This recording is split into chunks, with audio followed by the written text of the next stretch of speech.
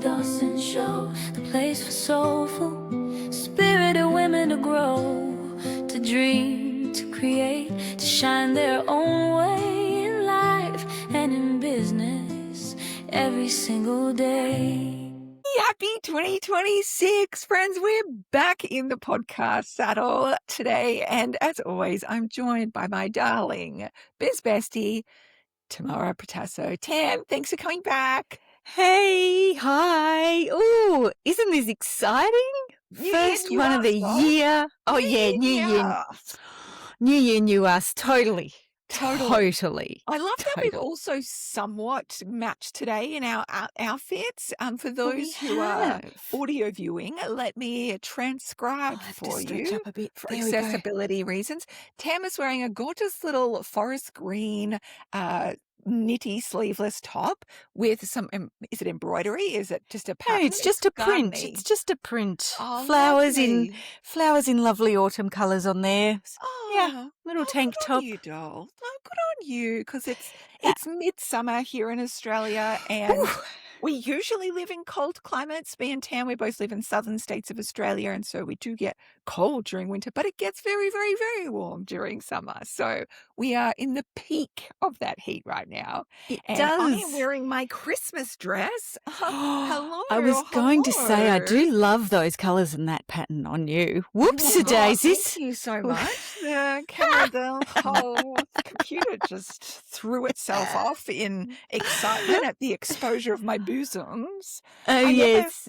I never really usually show my bosoms, but this dress is bosomy and it looks fabulous.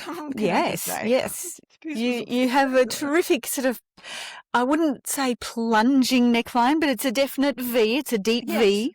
It's a deep V. Deep V. And looks great. And when you have the larger of the bosoms, it's very easy for it to become like, oh, there is a rack there. Well, hello. Hello. That's the memory plants. Hello there. These are colours that I usually go with, but they do have like a nice puffy sleeve on this dress.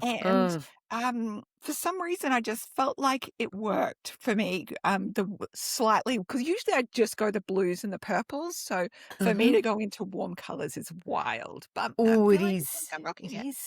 Well, new year, new you. New year, new me. Like, why not? Why not? Yes, and just as you have more sleeve, you've taken all my sleeves. I do not have sleeves, and I haven't worn something without sleeves for a long time. So there you go. Both the sleeve. This is crazy. Both breaking new ground today. Oh my God. This is crazy. Oh my God. Today we're going to be talking through what we did over our Christmas break, what we read, what we got obsessed by, what rabbit holes we went down, what we created, all the good stuff, and just have a lovely little chit chat, really. So, hooray. So, Tam, what have you been up to over the Christmas break for you, babes? Whoa, matey. Well, first of all, I was ridiculously proud of myself because I filled in my 2026, my brilliant year biz workbook.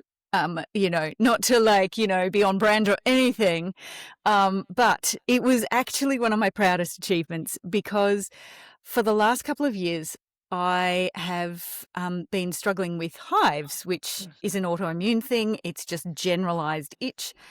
And I'd been on a daily antihistamine. And through a combo of things, fortuitously, recently, a couple of months back, I could come off the antihistamine and I didn't realize what a huge burst of energy I would have once I did that and how much they were actually taking from my ability to do things. And when I think I was saying just before we got on, when I went back to look at the previous couple of years of workbooks, I had made such an attempt to fill them in. Like I tried really hard. I remember trying really hard and going, I'm going to fill this in. They barely have anything in them. And I'm like, oh, I think I barely had anything in me. And I totally didn't realize. I was just like, I'm trying so hard. And so I have finished filling in the entire damn thing. It was so good to do and just actually have the ability and the energy and the get up and go to do it and suddenly be like, oh my gosh, yeah, that's what I'm doing. That's what I'm going to do. And, I can't tell you how pleased I was. And then I set up my little office space here, and on this shelf here behind me, I'm pointing to a corner shelf that's like a triangle. It's just an IKEA one, but they're great. I love them. And I'm just going to go and reach it. Look at this. I can just lean over and reach my biz workbook Oh my like God. that. Whoa. And I've been making a habit of picking it up every day and just taking a quick look, reminding myself what I'm going to do. So I'm really excited. That was the first thing that I did. So, My gosh. you know, I'm in awe of you. Like, that is amazing. Like, and as I always say to people, like, you don't have to fill out the whole entire thing. Like, the anything that you can do is great. And the more you can do is even greater. And we all go through seasons where we're like, do the whole thing or just do what we can do. And so the fact that you have capacity and clarity and the lack of brain fog now, and also like, did you want to share? Like, I know you've been working with a naturopath to help you with your Oh, hives fuck and your yeah. antihistamine, but there was a one specific thing in particular that she got you to do, which I think is stinking friggin' hilarious. The specificity of it is incredible. It was just wild. So apart from ridding my life of stressful things, which were tipping me over into, inflammation and stress responses, which, is a fairly major factor. I She should has me on addendum here. Please also refer to our dealing with narcissistic people episode, because there Yeah. may be some crossover. Oh, I don't know. Oh, just maybe. God, maybe. Yeah. Just check it out and see, hey? Yeah, who knows? Who knows? So don't want to just set that. That's so random of me, you know. God, it's so random. Yeah, so my naturopath has me on some really disgusting tasting herbs, as they do. Of course. But in addition to that, the last time I spoke to her, I said, look, I've been reading up on this and I want to try a histamine 2 like blocker, but I'm having trouble finding where I might get them. And she said, yeah, that's because we can't get them in Australia. And I was like, oh, shit. Oh, well, there goes that. And she went, but I can help you with that. And I was like, oh my God, okay, what are we going to do? Some weird little kind of under the table ring, thing? And she was like, no.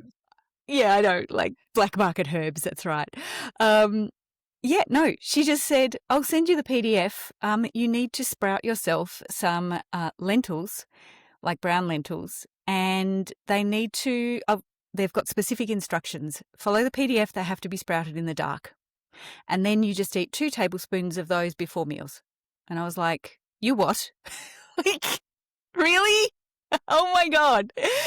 So I did the thing. I followed the instructions. I sprouted these lentils in the dark as instructed, like just in a cupboard, and started having 2 tablespoons before meals. And I kid you not, I started feeling really sick on my antihistamines and I had to stop them. And I was really worried about stopping them because I was like, oh my God, I get breakthrough itching like so easily. But the antihistamine was making me feel really sick. And so I stopped taking it. And suddenly I was like, oh my God, I just don't have itch anymore. I just don't have it. So yeah, don't try to take my dark sprouted lentils away from me because I will be clutching those and fighting you to the death. It just makes me so happy. And also the fact that both you and me have like gone, you know what? I feel like we're in kind of like our witchy eras, like just getting really called to like getting back into our little apothecary, our little garden witchery, I've been So thinking like much. I've just planted some more herbs in the garden so that I can Oh, make darling. my own. I can Oh, make my darling. own smudge sticks, Oh, stick 'em up darling. and Oh, my dry it out, goodness. hang it from the rafters, I'm really going to be that comfort cozy witch I era. was going to say you'll need a rafter. You need to get yourself a rafter to hang One one must off. have Oh my rafters, and they God. must not be painted. They must be No, they wooden. must be natural wood. That's right. Bring in the Finny. lumber. So this is like, it's so on brand, you being able to do this. Like, I'm just so thrilled that this actually works in our aesthetic Pinterest era right now. I know, right? I know. I'm sprouting some lentils in the dark. It's amazing, darling. Oh my gosh. And also, like, as I've said to you, I totally get why the histamines would just knock you out. As you know, when I had hyperemesis gravidarum, one of the things that they prescribed was just a huge amount of dose of antihistamines, and it was basically to put you in a little coma. So I would sleep 18 hours a day, and it was just like, well, it'll get her through. She won't die because she's like asleep and she's not puking. asleep.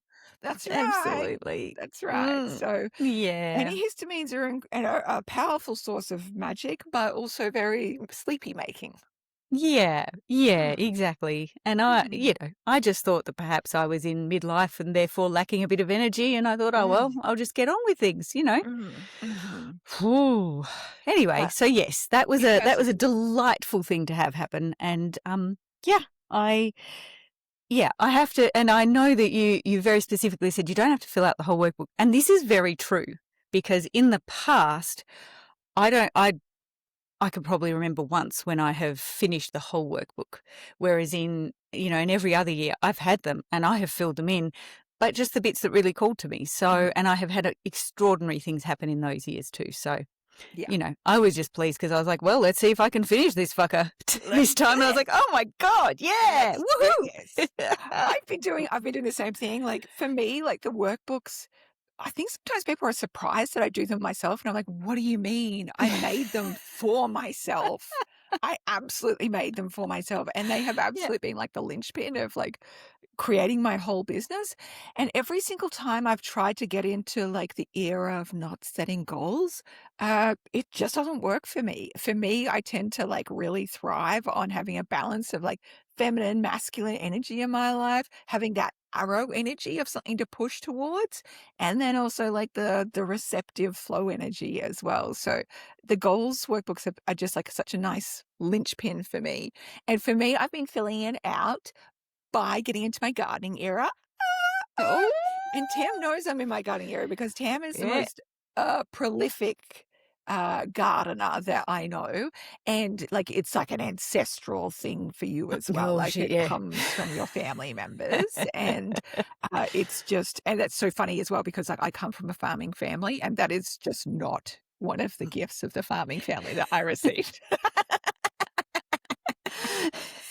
We were into beef cultivation. You were into livestock, like protein. come on, livestock, protein. Yeah. And we did have a mango farm. We did have, whatever. But it's you are the gardening queen for me. And so occasionally Tam just gets random random video messages of me going, "What's this in my garden? What is it doing? What do I do with this?" And she'll very patiently explain it to me.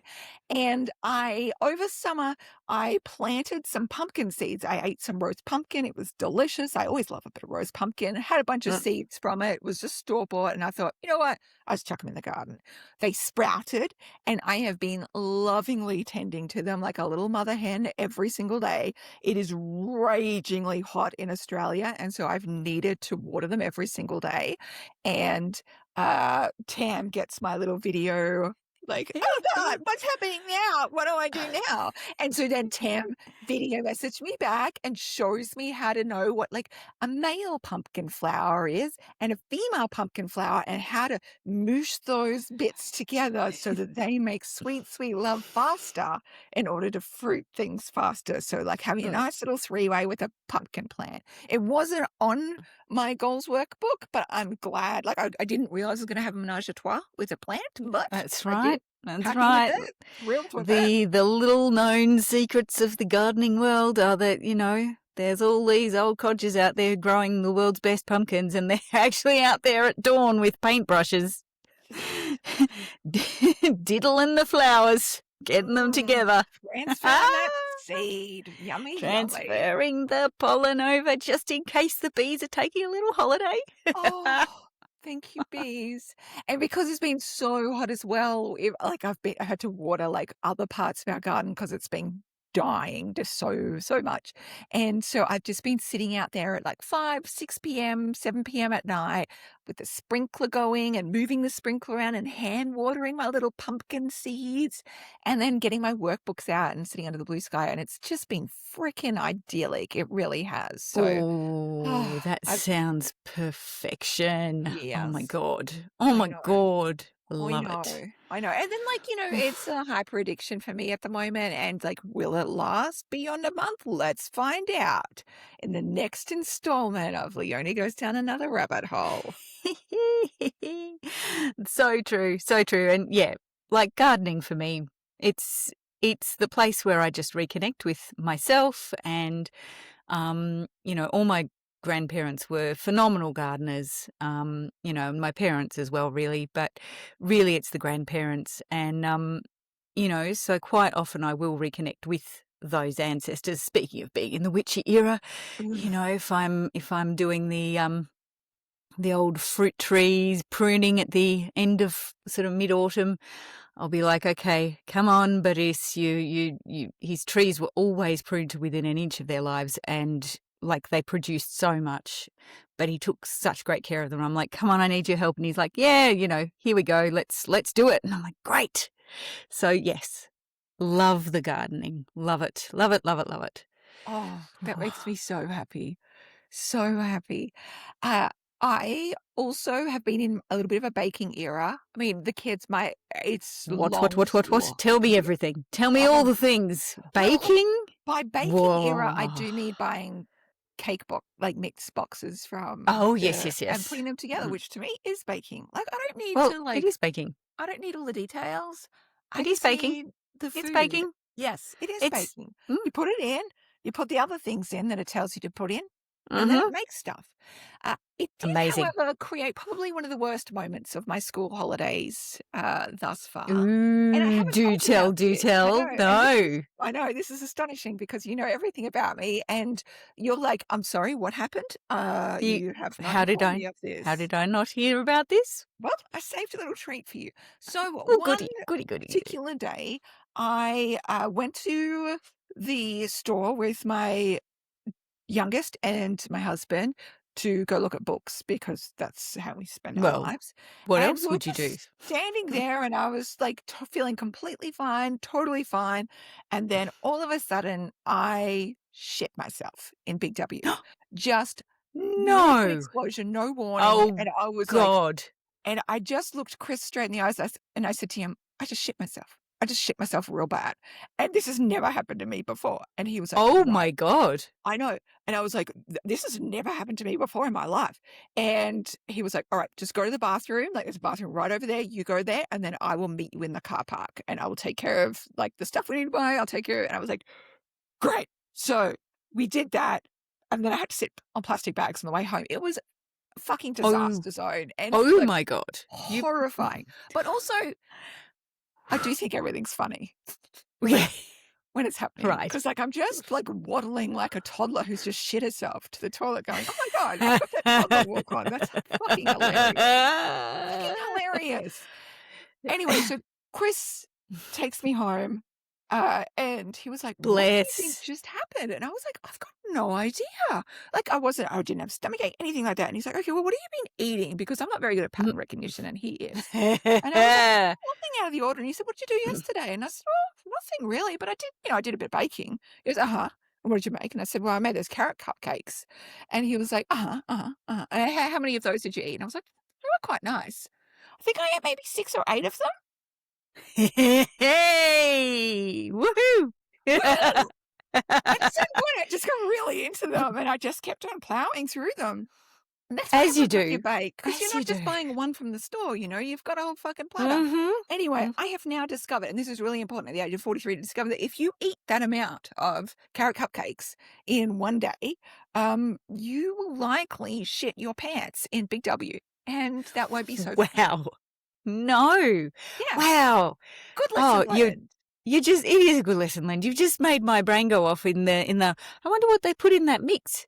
I wonder if it was like, the warnings on like gum and some mint type breath mints it feels where like they that. go, if you have too many of these, it may have a laxative effect. It did feel quite laxative-y, truth be told. Like, just Yeah, no shit. no shit. No, lots of shit, Or mate. all the shit, actually. Yeah.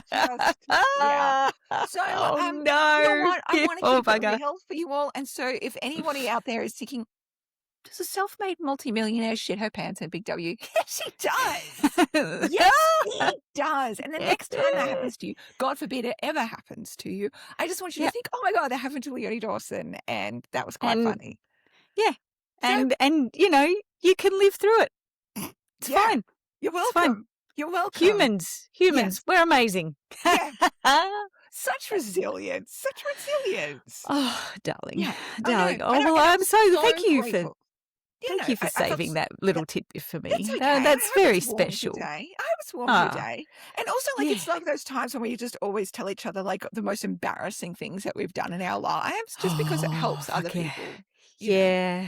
Yeah, I It's do. lovely. It's I lovely do. to know we're all humans just having explosive accidents in the book section and just toddler waddling out. That's right. That's Mm, right. mm. Exactly. Celebrities, they're just like the rest of us.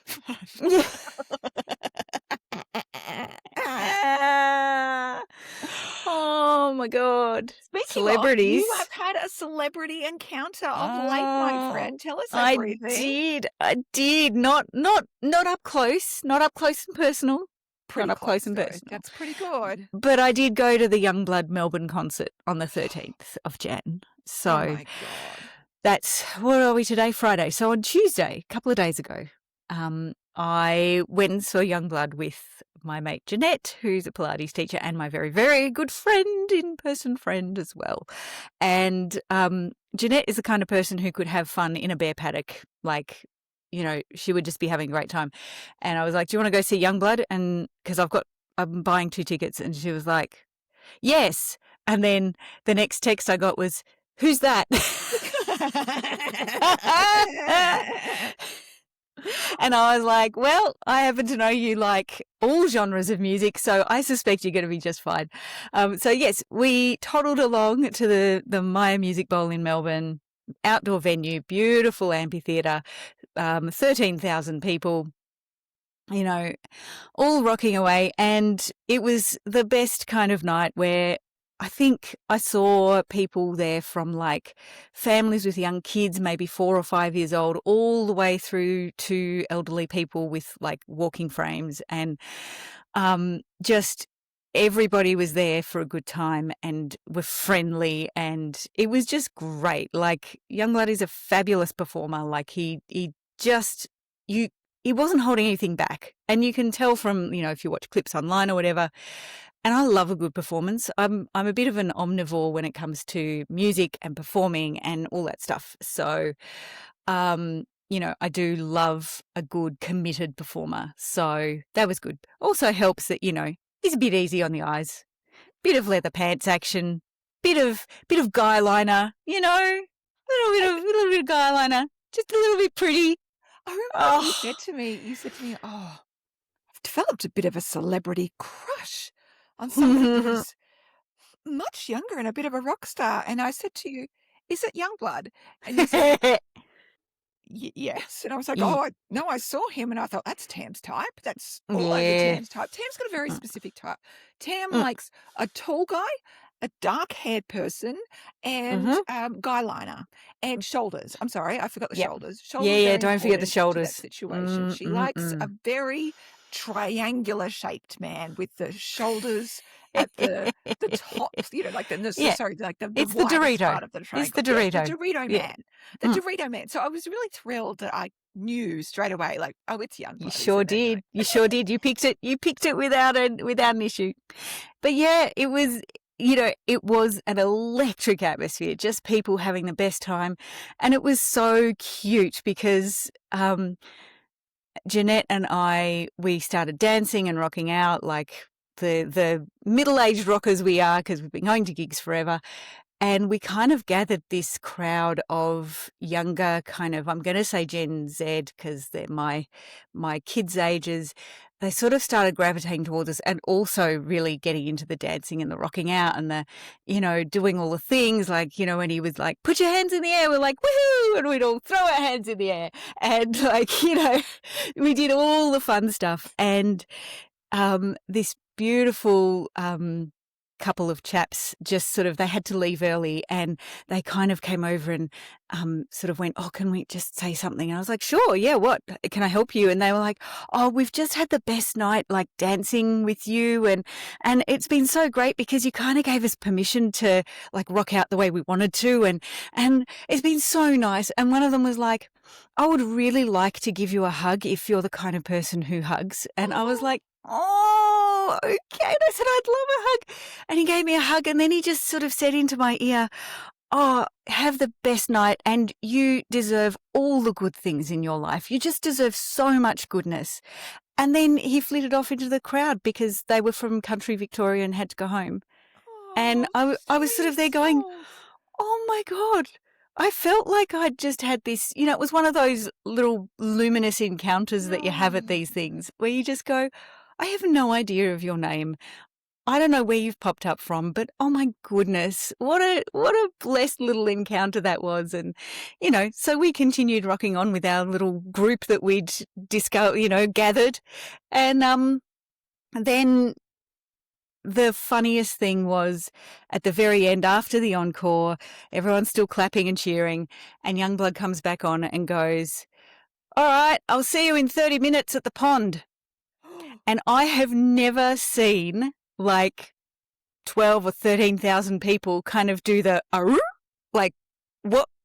Like, Aussies don't know where the pond is. Like, we don't really have a pond. Like, everyone's like, what's the pond? The entire audience is just standing there going, wait, what's the pond? And Jeanette's like, is that a pub?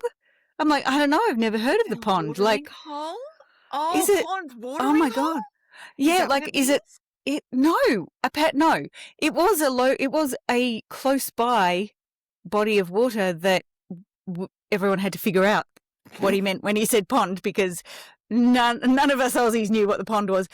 Me and several thousand other people stopped by a fountain because that was the closest water feature we could find. It wasn't running.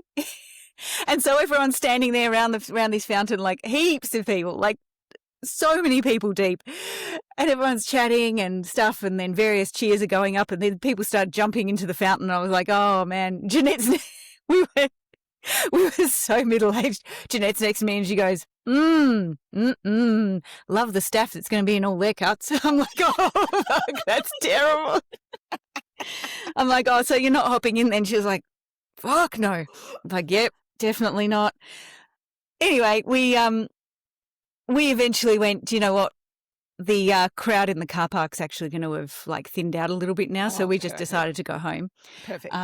Because we were like, if we can bump into him and actually meet him kind of on our way to the car, that's perfect. Yes. But someone in the crowd figured out that the pond was some other water feature on the other side of the venue. And we were like, nah, it's not on the way to the car. Can't do it. No, can't do that. Can't do that. All the way. Can't do that. I love that he had an after party and just invited everyone there. Yeah. Yeah. Oh, he has a meet and greet after every concert. So he can get some good footage of screaming fans reaching for his hands and, all that stuff. All that rock star stuff. But, Good on you, doll.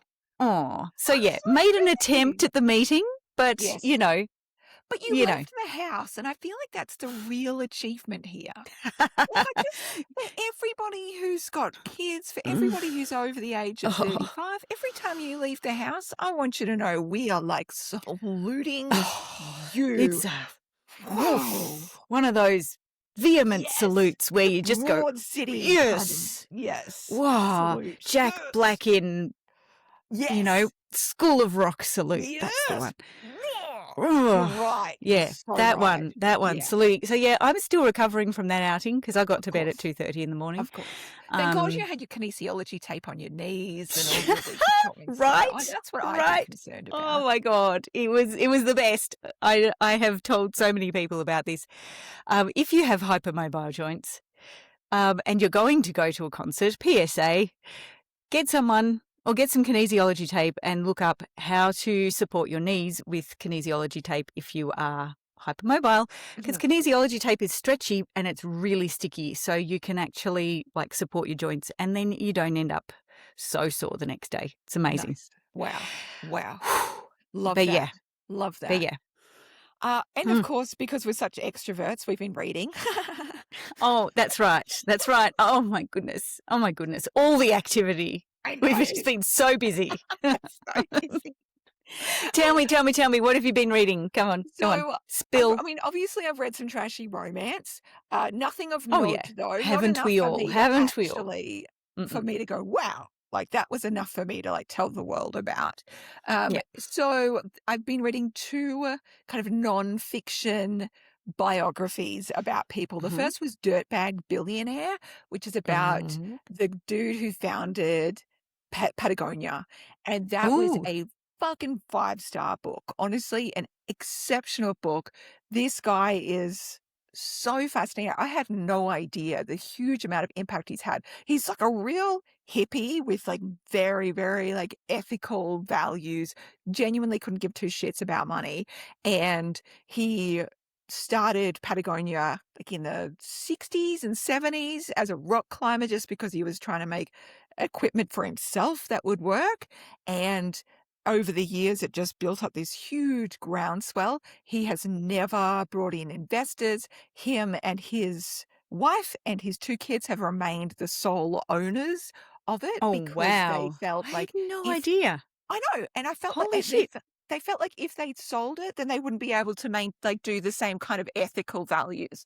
So they've really been the ones who they were the first ones to look at cleaning up their supply chain. They were the first ones to do fair trade. They were the first ones to migrate to using organic cotton. They don't use any conventional cotton at all because cotton is one of the most Wow. dirty, pesticide Mm. ridden, and it just destroys the earth that it's grown on and obviously has all the crap inside it.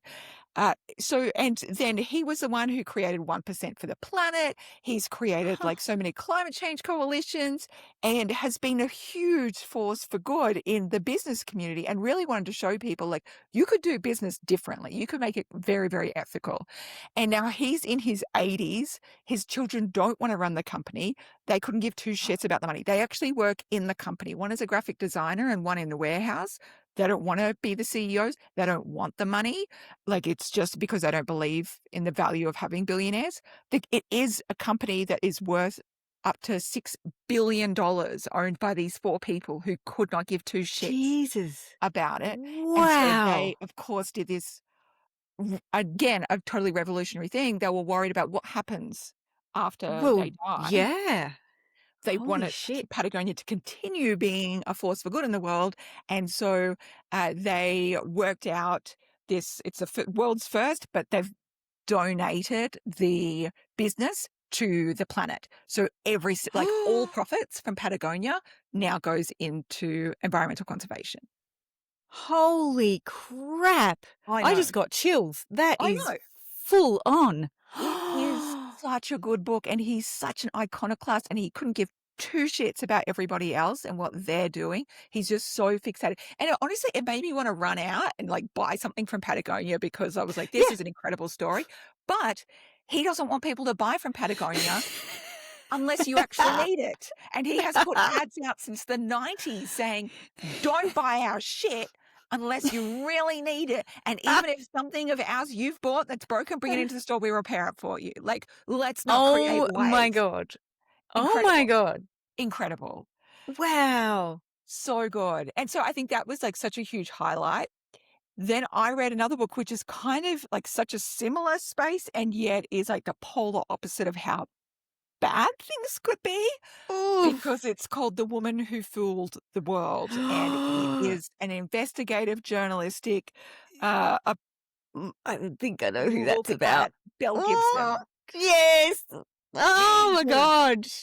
really Wow. intense book. And it's So fascinating for intense. me. So for people who don't know who Belle Gibson is, she is the person who inspired that Netflix documentary that just came out, Apple Cider Vinegar. And she was a huge Australian health and wellness influencer. So much so, like in 2014, her blog was number 2 in the, her app was number 2 in the whole world. She was on Apple billboards. And her whole story was about how she was navigating her numerous cancers and health diagnosis through healthy eating. And then it was discovered that she didn't have cancer and she didn't have any of the things that she claimed to have. And what she did have was like this obsessive compulsive disorder to lie. She also said all of the profits from her app went to charity and none of it did. Like it was just this litany of lies. And I think I found it completely fascinating as well because I'm sort of in that industry. I'm not a health or wellness blogger. As evidenced by my carrot cupcake. I was going to say, Hashtag clean yeah, that's right. It'll clean you out. It's the new coffee enema, but you just have It's the new cupcakes. cleanse. Let's go. Oh,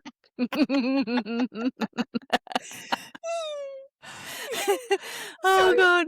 yeah, so even though I'm not in the wellness industry, like I'm in like the online influencer-ish space and have been for a really long time. And there's a lot of people mentioned in that book that I know personally or am like quite connected to in some way. And so I was like it was like this a full-blown expose. And I was like, holy shit. What I found the most interesting was like I felt like it was a psychological like thriller, but not in a murdery kind of way. Just like what causes a person to do that? And the book very much answers that question because I'm not going to give you any spoilers because it was when you get to that part of the book, you're like, oh, holy shit. Yes. Yeah. Yeah. So 2 things on that. Firstly, sounds Please. fascinating. It's incredible. I'm not sure I'm going to read it myself because I have listened to an in-depth podcast episode about it. Not to recommend another podcast while we're on a podcast. No, Because, do you it. know, Why why not? would you do Hey, that? that's Why one would you do word. that? But yes, it is Maintenance Phase. It's a podcast called Maintenance Phase, and Aubrey and Michael are amazing podcasters. They're snarky. They're loving the whole thing. You know, they just go on a deep dive, and it's like going down a rabbit hole with people. Yes. So they did an episode on Belle Gibson and the whole like timeline. This is when she did this. This is when she did that. And then the app came out, and then and then they found this, and it's fascinating how they do it and how they lay it out. And yeah, and their snarkier sides are just terrific as well. The second thing, and I think I've told you this, I actually, like, she put out cookbooks as well. Yes. And I actually have one of her cookbooks. And I bought it at our local bookshop. It was remaindered, so it was in like this sale bin. And I was like, oh, those recipes look interesting, blah, blah. I didn't look at the person on the front. And, you know, got it home, blah, blah. Some of the recipes are lovely, but it does claim that these are the recipes that she used to cure her cancer and to keep herself cancer-free. And, you know, there's all these stories in there of her journey and her this. And, yeah, I think I've said in the past, I'm not really sure what to do with it because I don't want to put it in an op shop and some unsuspecting person who might have cancer pick it up and who hasn't, you know, been down the Belle Gibson rabbit hole. So I don't want to be responsible for that. Some of the recipes are good, so I'm like, I don't know. Do you have I feel funny. I just love I would feel so funny too. Do you have like a binder of recipes? Can you just like cut out the ones that are good? That's a good idea. Yeah, I could do that. Yeah, I could do and that. then Look at you solving things. I love solving things. It's still January and here we go. We're just New year, new me. That's me too, with my sudden binder of recipes. Oh my God. I found in like my latest clearing out, I found a binder of recipes that I started, and it made me laugh so much because it had me and my husband's full names, and it Oh, said darling. for Oh, the you know, for darling. the food that nourishes our bodies and for the life we are building together, right? And it Oh, had the date, and it was literally 3 months sweetheart. after me and Chris's first date, and I was like, "Fuck!" Like we'd already moved in together. You had it bad. You had Yeah, it I had it bad, bad. babe. I had it bad. I was 18 years old. Oh, This guy, what were my parents thinking? Meet this guy. We move in together a month after our first date. We're on like Donkey Kong, you know? oh, And they must have just sweetie. been going, what the hell? But I just felt like there was something between us, and turns out there was. It 25 years. turns We're out still you were together. right. Amazing. Turns No. out you were right. Turns out- Incredible. Wow, weird. But the audacity of the 18-year-old to write this fucking the food that nourishes our bodies and the life that we're building together. 3 months in. 3 months in. Oh my God. Oh my God. I love it. I love You it. get it. Yeah. You're a fellow child bride. Oh, that's right. That's Yeah. right. You know. Yeah. Yeah. Yeah. And Only followed Ian off to Paris when he fucked off on an exchange at some point. well, I he did does have to work a bit first, and then follow. went off. And I think my parents were the same because they'd never met him. I'm like, what? You going to Paris? What? Why? The love of my life has gone to Paris. Sure. Yeah. Hey, guys. And try here we and guess- still are. Yeah, try and guess what Ian looks like. He looks like young one. Yeah.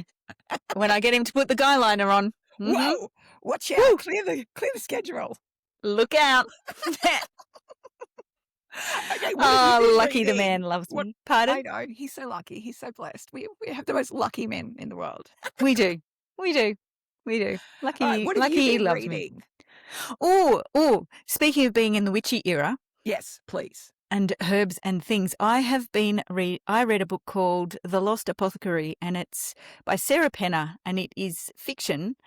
And I did actually pick this one up in an op shop, but it caught my eye. It's got a very nice cover with like a little vial on the front, and I was like, oh, sounds good.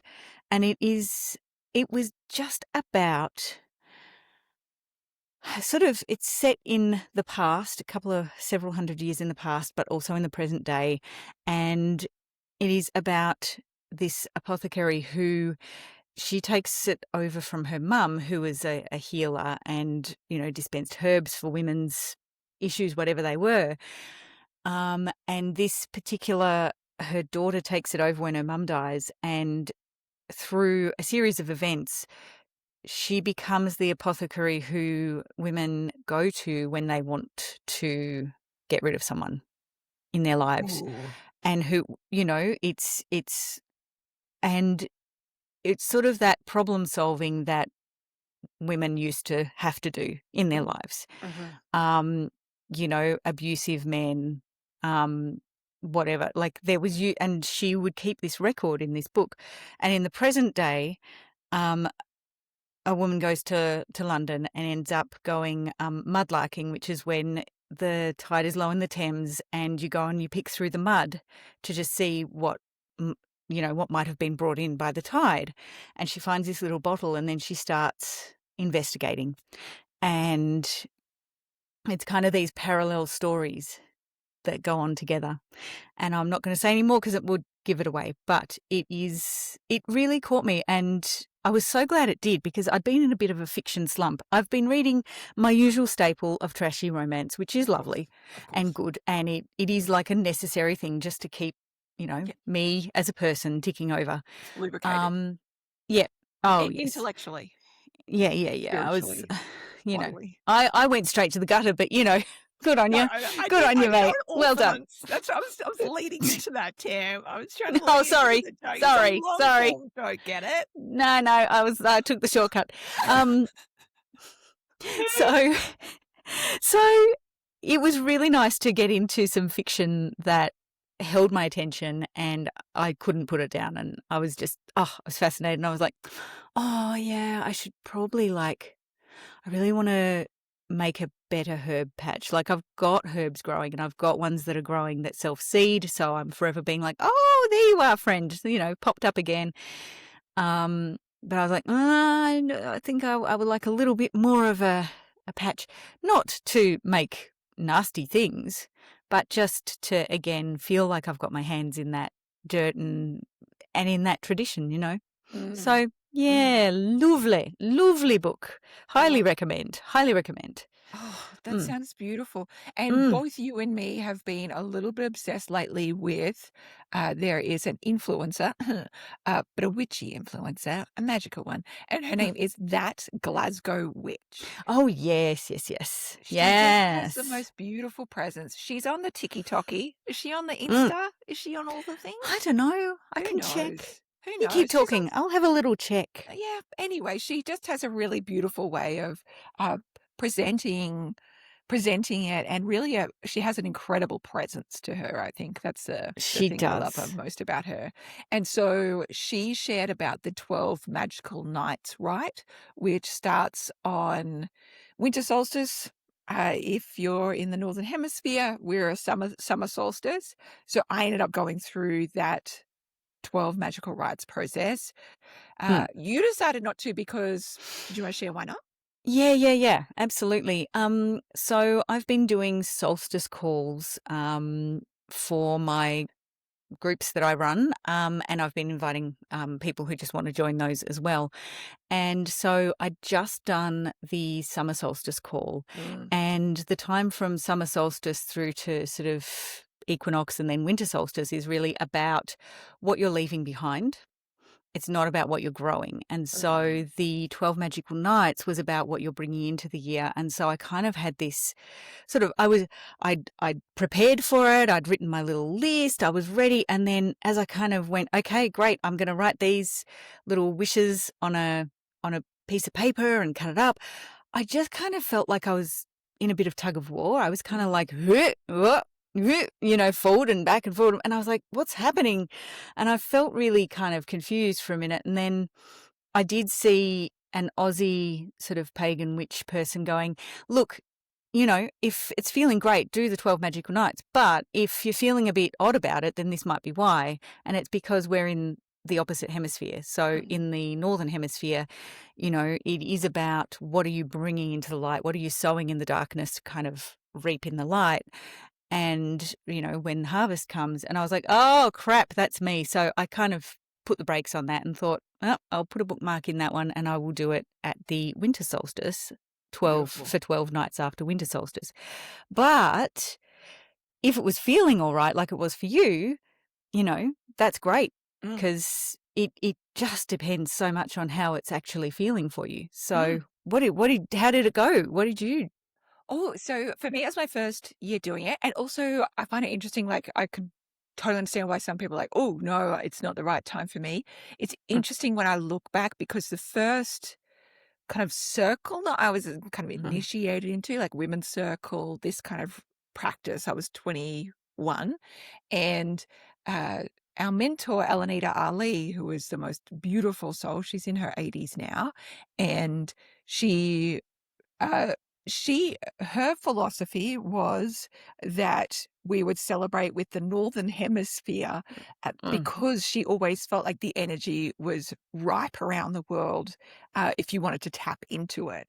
And so mm, I've, for hilarious reasons, like the circles that I've always done have always followed the the opposite, even though if we celebrate, it is summer solstice, but we're celebrating in a more of a winter solstice kind of fashion mm, with fire and stuff. So I was like, oh, it seems like it worked for me. So the idea of a 12 magical nights, right? If you look at Glasgow Witch, she shares about it in much more detail. But you write down 13 wishes of what you would like to conjure up in the next 12 months. And then you fold them up and you also keep a record of all the 13 that you have written down as well in a separate place. You fold them up, and then every single night from summer solstice right through for 12 nights, you burn one without looking at it and uh, offer it up to the elements. And the way that the rite is seen is that you're working with the elements and that you're calling in the energy for that to be brought to you. And then by the 12th night, you have one wish remaining and you don't know what that wish is, but that wish is seen as your full responsibility for you to conjure up completely into the world without waiting for any external support. And for me, it was fascinating to do it because I very clearly knew what wishes I wanted to have responsibility for and what ones I didn't want to have responsibility for. For And people who can't see, Leonie's camera just gave a thumbs up. You know, those reactions that happen. And I was just like, yeah, there's your little confirmation, darling. There you go. I love The magic is working. of things. I love being in control of things. And so, and then there was ones that just sat completely out of my radar of like, well, it's not going to come up.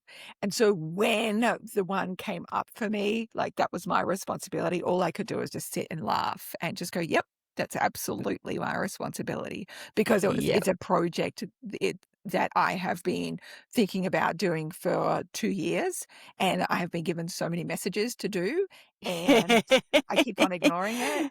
And so much so that 2 months ago, I said to God, Great Spirit, the angels, like, just tell me what to do. Just tell me the thing, what to do. And the answer was, we have already told you and you're just not doing it. Yeah. Don't you love it when you're like, oh, please just tell me. And they're like, we have. We have the answer, lady. You have to stop asking. Stop asking, right. Start doing. Like, bloody hell.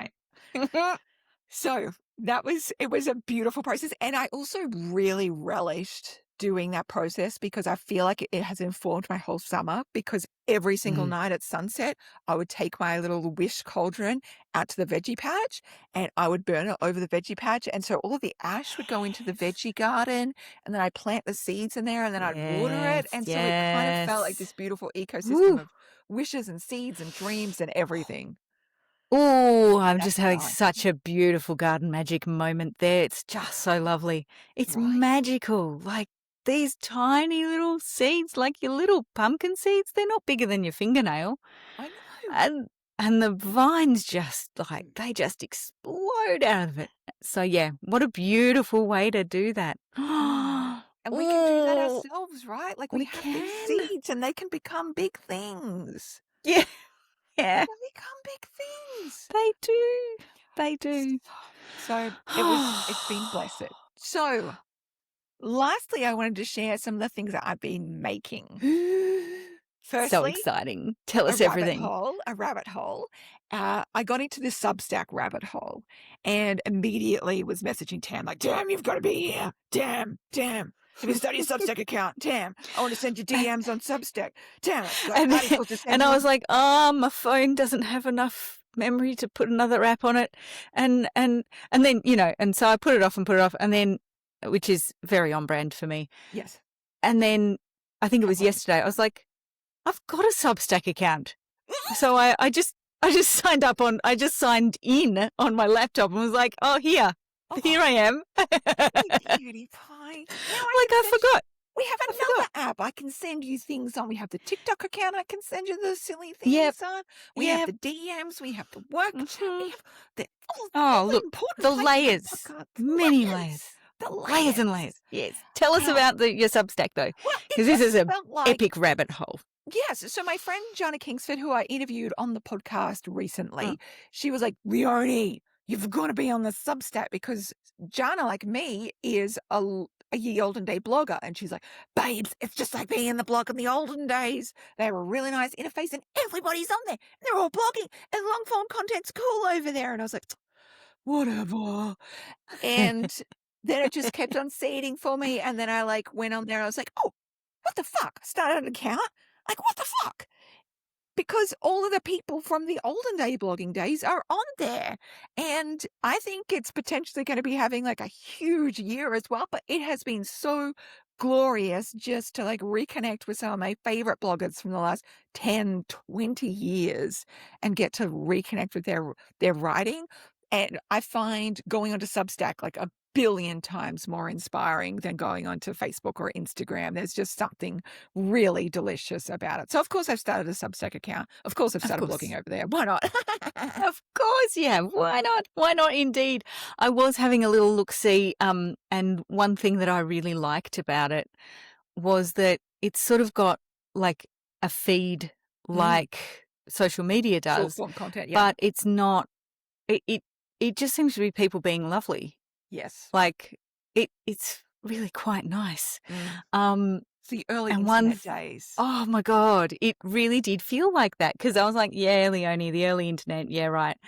Because, you know, the jaded people that we are, where we saw the birth of the internet, we learned how to use the internet on dial-up modems. And then there was the blogging era, the heyday of blogs, which was just, Incredible. I wish we could go back to that because, oh my God. Yeah, I lived for when my favorite bloggers would upload a new post. I was like, oh Same. my God, this is amazing. Same. You know, loved it. And, you know, this is the kind of thing that you see on there. I saw this person on there. She's a creator. She does like art journaling. And, you know, this caught my eye because as a knitter, I was like, that is freaking cool.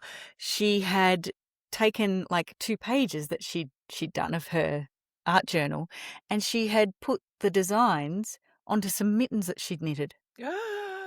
She had actually made her art into wearable Shut up. mittens. I was just like, oh my God, this is what the internet is for. This is what Yes. it's for. Sharing this kind of stuff where it's so clever. Like, oh my God. Anyway. It's like it's always how I feel during it and after it, right? Because here's what I've discovered. When I look at TikTok, when I look at Instagram, when I look at Facebook, it zaps me of my desire to create. Like when I'm like on there, I'm like, ugh, everyone's already done everything. Fuck my life. Like that's the energy that I feel. And when I'm on Substack or when I used to read the olden day blogs, as soon as I'd be reading something, I'd be like, yes, yes, yes, yes, yes, yes. And then I get so itchy just to go and create. Like it would just make me want to go blog. It would make me want to go do an art page. It would make me want to go out into the world, into the garden. It would make me want to make. And so that's the kind of spaces that I want to be in. And so it's nice to even having the Substack app on my phone. So when I do just like want to, you know, kind of regulate myself and I would just look at a screen, I just pull up the Substack app and then I'm like, oh, that's so lovely. Oh, look at that. Oh, that's so possible. I like that. So that's my delicious little rabbit hole for these holidays. Oh, it's so nice. It's so nice. And yeah, I've just updated my profile on there. So, you know. I'm so proud of you. I'm so excited. When your friends had another profile, that's really important to me. I know. So good. So good. So yeah. Yep. Lovely. Lovely. So other things I've done is this week I went to a nonfiction comics workshop at Old Parliament House run by Ellery Harris, and who is a comic artist here in Canberra. And that was amazing. It was actually for kids, but I took my kid and her friend along to it and then just sat there the whole time enjoying it. And that was just so deliciously fabulous. And I also took my kid to a reptile zoo. My eldest kid is away at the beach at the moment with her best friend's family. And so it's her first holiday away from us. And so I'm like, Oh. So I said to my eldest, so you went to the reptile zoo to comfort yourself, obviously. Yeah, well, to comfort Do you want to tell me how the reptile zoo went for you, darling? Fucking horrific. Thanks for asking. Thank you. Gosh, I wonder how I knew that. Oh, usually, dear. like I'm okay. Like I don't have phobias about these things, but and lizards I'm cool with. The spider situation, cool with. The turtles, the lizards, touching like all of the things, great. Couldn't give two shits. And then for whatever reason, on a sensory front, it really freaked me out because to get to the snake section, you have to walk through a dark corridor with red lights. And then you walk into a room with just crammed full of glass. And all of the snakes, for whatever reason, weren't sleeping. They were very active, and there was one in water that was just writhing around in water, and I was like, it just gave me the ick. So I'm sweating, tears are going down my face. I Oh, keep on God, you backing poor up, bugger. climbing, like banging into another snake cage. Oh. Oh, God.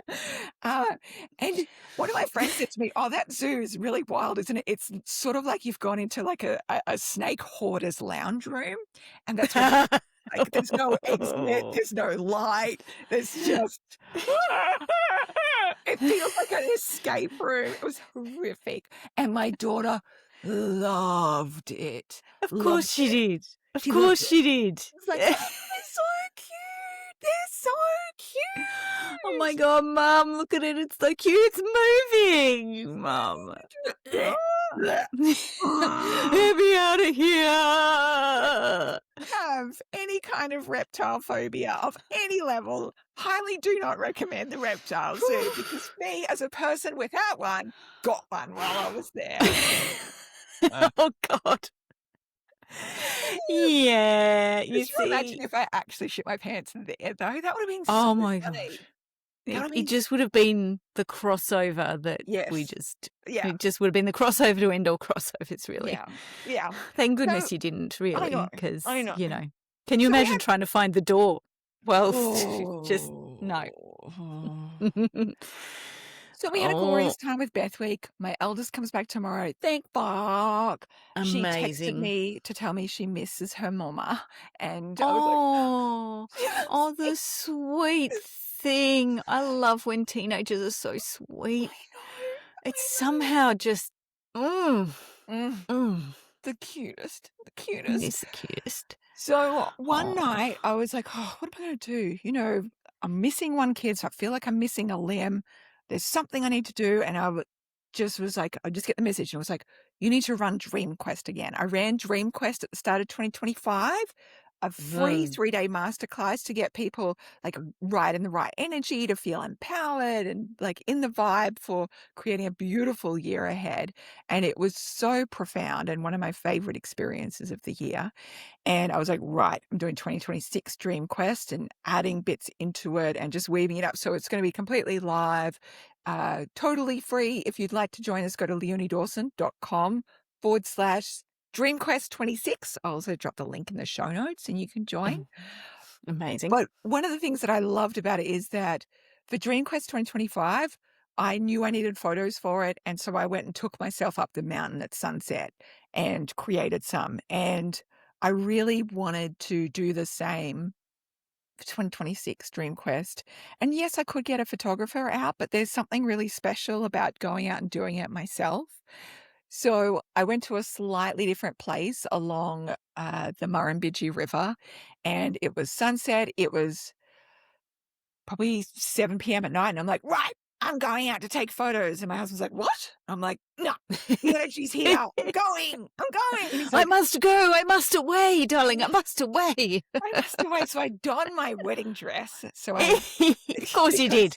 I have a very hippie wedding dress, and I like to use it in photo shoots, and it's just beautiful. I wore it in the Dream Quest photo shoot as well, and chuck some sandals on, chuck a tripod and my camera in my bag, and then I was like, I know this is what I want to go to. I've gone there once before on a hike, and I thought it would be pretty close to a specific car park. Turns out it was not. It's about 1.5 kilometers in, and the sun is setting, and I'm like, fuck! So I'm just racing down this dirt track, Hoofing it. full wedding gown, with photo equipment. There's some men in the river having a fish, and they just look at me, just streaming past like a Look runaway at this bride. crazed hippie streaming past. Must make the destination by golden hour. Oh my God. Exactly, the golden hour. And then when I get there, I realize that my I usually have a button that I can press, that presses, sets the timer off. Yeah. And it wasn't working. And I was like, I'm not going back to the house. I've already run like 1 kilometer on this dirt In patch. sandals and a wedding dress. Yes. So yes. all I had was the 10-second timer to press and then race to the place, take my glasses off in time, position myself for the photo. And I'm like throwing myself into the river over slimy rocks. I'm like climbing up hills. I'm throwing myself between trees. I'm going ass up and then getting up in time. And like the photos look incredible, right? But I want you to know that I look incredibly peaceful in the photos and I am laughing hysterically as I'm doing it, just like, just to try just to try and get in place, and like over the kangaroo shit, over the wombat shit, I land in it, whatever. Put my hands in it, whatever. Keep going. You will see in some of the photos that like there's parts of my dress that are incredibly dirty along the ridgeline from where I'd like jumped into the river and then jumped out along the bank and landed in some shit. So whatever, who cares? It's all part of the mystery. It's all part of the magic. I had the best time. And at one, like it was secluded, it was beautiful. At one point, I'm taking some gorgeous photos, and some guys go by on a bicycle. And I'm like, "Why are you out here at 8 p.m. at night? I should be the only one out here." But I just think, Absolutely. oh God, I just got caught being an influencer. Cool, whatever, great. Somebody's got to do it. Somebody's got to do it, and it's going to be me.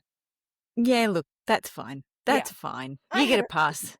Thank God you didn't. Thank God the shitting yourself didn't happen there. Like, come on. God, it was so much other shit there though, so it was so nice. Yeah, well, it had its quota already. The kangaroos and the wombats had taken care of it. It was all fine. part of the ecosystem. All part of the ecosystem. Yeah.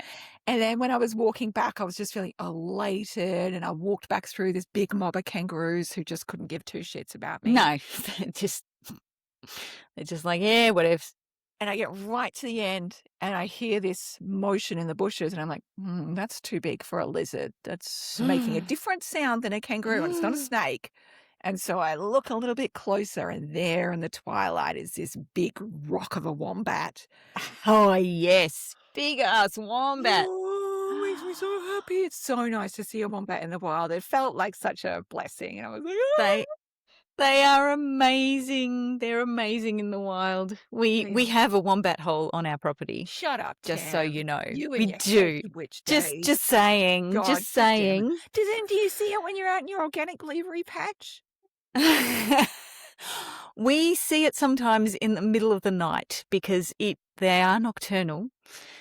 And sometimes the last time I saw it, I'd heard this massive. I woke up in the night because I heard some kind of disturbance. There was a disturbance in the force, and there was this clanking and banging, and I'm like, what the hell is going on?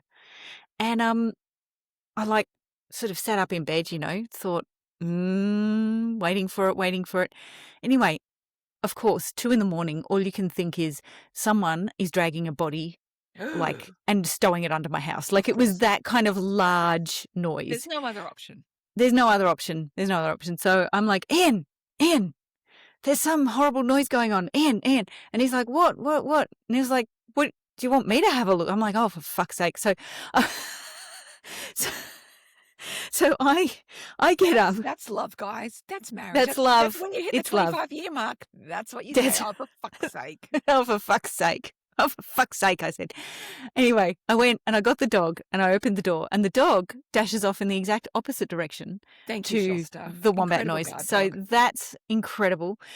I go out onto the veranda and look in the direction of this noise, and at that moment, the moon comes out from behind a cloud, illuminates everything in silver, and this massive chunker of a wombat squeezes itself out from under our house. And sort of scratches its back a little bit on the where it's just climbing out. It was the size of an ottoman. Like, it was massive. Dear Lord. And it just kind of like looked around, and I was like, oh my God, that is so big. Like, I'm used to looking at social media posts from the Wombat Sanctuary where they've got baby wombats that dash around. They're kind of ankle height. Man, fully grown wombat, massive. So big. Anyway, so yeah, I do see them if they wake me up in the night and I think someone's committed a crime and is trying to hide it under my house. Yes. You're living the best Jackie French life with wombats under your house. Look, I have read her book on wombats, and it's the cutest, but man, she had a commitment to the wildlife. Good Lord. Does she ever? on the property where she lived. She wrote about because she knows a lot about wombats, and I love her children's picture books, Diary of a Wombat. Oh my God, they're so good. But she actually used to like crawl down the wombat hole to like when she was just living on her property and building her house with her own two hands and raising her child. She was like, wonder what wombats do. And their holes are really quite big. They're quite big. They're massive, and so for a small person, you can kind of shimmy down them. And she'd take a torch and shimmy down them and just go investigating, which even though I grew up here and grew up, did a lot of kind of thrashing through the bush and, picking up all kinds of wildlife that you probably shouldn't, I would never have gone down a wombat hole. Mm-hmm. I just wouldn't have. But yeah, she has. So highly recommend her books if you're into wombats and want to know. What a woman. What a woman. What a woman. What a woman. I'm trying to make a joke about a wombat woman, but I couldn't get it unless the B's silent. So, yeah, hard. It's hard when you're trying to make a written joke, but in verbal format. But you have to say it verbally. I know. I was just looking up the Spirit Animal Oracle by Colette Baron Reid. Yes. And the wombat spirit is the final card in there. Ooh, and girl. The message is be at home. Burrowing deep into the ground, remaining safe, sound and well fed with family is a special trait of the wombat. Home sweet home is always available if you recognise that well-being is the truth of life. Wombat spirit reminds you to be truly at home in the world. You need to find comfort within your own skin. Whoa. So there you go. That just reminded me as well, because you know about that. Well, I can't remember. I told you about how I got claimed by a wombat when I was doing my Reiki training out on a property. Oh, did you get claimed by a wombat? I did Did get it claimed do by- a square poo on some part of you? No, I was out like doing this. This podcast is going so far off topic, but it's important. I know, we've been going on for ages. Sorry, Having guys. a great time. Having a great I don't time. know Who if cares? I don't know if you knew that How can I wombats. not say this because it's so important. So Yeah, right. I did my Reiki training through the most beautiful human and friend. Her name is Ginny Eagle. She wrote a book, and she is the kind of woman who totally like integrates it with the animal world as well. And hilariously, our friend Tara, who did Momentum Mastermind Grad Yes. 1, she said to me, "Oh, I know Ginny, and I know her in the weirdest way." And I was like, "Please tell me." She said, "I was like way out bush road tripping at this gas station in the middle of nowhere, fuel station in the middle of nowhere. All of a sudden, this car pulls up. In walks Ginny, walks straight up to me and said, 'I've been sent here. Who are you?' Like, I had a feeling there was somebody I was supposed to meet." And I was like, and Tara and Ginny would have so deeply connected. Yeah. Like, Amazing. because Tara is like a camel educator and camel talker and Whisperer, channel of her own camel right, whisperer. camel whisperer. And Ginny so is an animal whisperer. And so, but Yeah. she'd like had no shit gone, "No, there's somebody that I'm supposed to meet. Go in that direction." And she'd gotten out of the car, laid down to see what direction she was supposed to go in to find Tara. Oh my God. Ginny's a coolest. Yes. She's a coolest. That's person. incredible. Yeah. How incredible. Yeah. Ginny's Claimed by a wombat? Tie Yes, up the loose thread. We went to, I did my Reiki training through Ginny out on her beautiful property near Canberra, and it sort of interweaves with the animals. And then also like they had the most beautiful setup, and so they have like this old bath outside by the lake, and they'd light a fire under it, and then you'd go out and you'd have like a fire bath under the stars, and it was just incredible. But when I had my final like initiation for Reiki, she got us to lay down, go down to the riverbed, and I was there with my dear friend Kalia. She went and did Kalia's first, and I was by the river, and I thought, no, I should be naked for this. So I just took my clothes off, completely naked, and just laid on the rocks. And Ginny came back and she's like, "Oh, good, you're naked. I was going to get you to do that anyway." And like, I love, when people are just like, "Oh, great idea. I love that. Excellent Roll with idea." it." Yeah. So she does it, and then she does the Reiki healing, and then she lays me there, and then I'm having this kind of full body experience where I can smell this and hear this wombat coming up to me. And I'm like, wow. And this wombat's giving me all these messages about how I need to develop a thicker hide in order to take my work out into the world and to be strong and solid in myself and be grounded and protected. And then I feel like this searing scrape down my leg. And I'm like, wow, it's just scratched me. That's beautiful. It's initiated me. Like, this is amazing. And like on one level, I know it's happening on a different plane, but then it's also so visceral to me as well. And then, once it's all complete, wombat's gone. I like, wow. And I sit up and there's 3 scratches down my leg. And I'm like, what the fuck? I've just been marked by a wombat. It's scratched the hell out of my leg. Jesus. Right. So who fucking knows what happened, but it was exceptional. Wow, that's amazing. So that is wombats amazing. Come back to go, excuse me, hello. Excuse Remember, me. Hi. I claimed you quite a long time ago. Yes. Remember that. Remember that. Dream Quest is happening next week. It's going over 3 days. If you go to leonie.com/dreamquest26, and it will be full of meditations and beautiful, beautiful energy work to get you set up for the most exceptional year. I got a huge amount of feedback from the last time I ran it. People were obsessed. Over 100,000 people watched parts of it.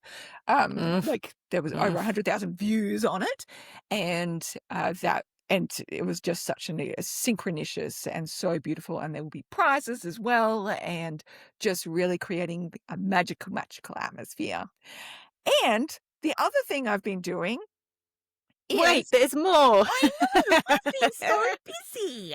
The other thing I've been doing is I've been thinking for a little while, I need to run something here. I need to gather the goddesses. We need to be in person. Like, I love the online stuff and the fact that we can go all out across the world, but there's nothing that replaces just being able to like squish someone into my bosoms and just be like, oh, get in there, friend. And being able to actually make friends with the people who already know me and love me. I get to love them back. Like, when I met you and I was like, oh, I finally get to know you and your story. We get to know everybody. So I've been trying to think about where to go. And then one day I was just like, fuck it, I'm doing it today. And so I went on a site tour of 4 different places, and it was a little bit like Goldilocks and the 3 Bears. Like I was like, oh, this place is a little bit too run down. Oh, this place is a little bit too bro-y. Oh, this place is expensive as fuck. And then I ended up at a place which is so beautiful. It has the most amazing lake views.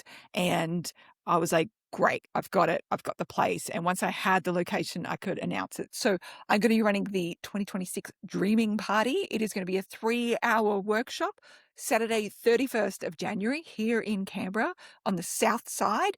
Once you've got tickets, then I'll send you the details of exactly where it is. But it goes for 3 hours, 9 a.m. to 12 p.m. And then if the energy is flowing, people can go out like to lunch together. If my energy is still high, I'll be able to go out with everyone. Or if I'm like, oh, okay, great, I've finished my energy, then I'll head back home. I never know. But we're going to be doing vision boards. We're going to do workshops. We're going to do meditations and just really create a beautiful community around doing our dreams for the year ahead. I've already got a bunch of people who've bought tickets, which is so beautiful. Some of my favorite people here in Canberra. Lovely. Sounds just delicious. I know. And I've even got people driving in from Albury-Wodonga. Like the first 3 tickets that were sold were people from Albury-Wodonga. What the fuck is that about? Well, the Albury-Wodongans obviously need They do. some like dream hunting and vision boarding and having a great time. I know. And it's my not that birthplace as well, which is just even more synchronicious and beautiful. So wow. It's going to be beautiful. So if you would like to come to that, go to leoniedawson.com/Canberra 2026. Tickets are only $50. I just wanted to make it as easy and accessible as possible for people so that we can all just gather together and just have a miraculous, magical time. How So, lovely. you know How what? It's been a lovely. chill summer break. Not much happened. Ha! No, that's right. That's right. I just lay around, did not much really. Yeah. Mm. Yeah. Yeah. Well, Yeah. apart from the whole young blood. Oh, yeah. Yeah. Yeah. All I the think good I have to go and watch some videos now. Excuse me. Oh, good idea. Good idea. So, welcome back to 2026. We have been as Woohoo! loquacious and verbose as always. If you can't find the links to anything, feel free to just Instagram DM me and I will send you the links, or you can email us, support@leoniedawson.com. I can't wait to create so many beautiful things, and there's some really exciting things happening with the Academy that I'll announce soon as well. So let's go forth and create our beautiful miracles together. Bye! Yay!